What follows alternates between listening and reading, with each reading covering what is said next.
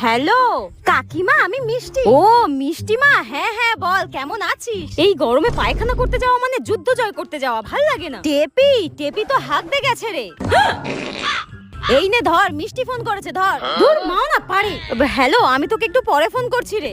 মা শোনো, এরপর যদি আমার কোনো বন্ধু বান্ধব ফোন করে আর ফোনটা যদি তুমি ধরো, আর বাই এনি চান্স যদি আমি বাথরুমে থাকি, তুমি প্লিজ বলবে মা আমি বাথরুমে গেছি, বাথরুমে, অন্য কিচ্ছু বলবে না প্লিজ। আচ্ছা ঠিক আছে, তাই বলবো। যা, মিষ্টি যেন কোনোদিন হাগে না। মিষ্টিকে হাগার কথা বলেছি বলে মহাভারত অশুদ্ধ হয়ে গেছে।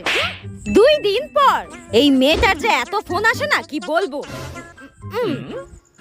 হ্যালো, কে বলছো? টেপি আছে, আমি টেপির বন্ধু বলছি।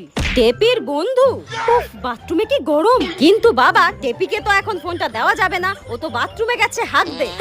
মা, এইভাবে কথা কে বলে? কত কষ্ট করে রাজকে পটিয়েছিলাম, মনে হচ্ছে গামছাটা গলায় ফাঁস দিয়ে আমি নিজের নিঃশ্বাসটাই বন্ধ করে দিই।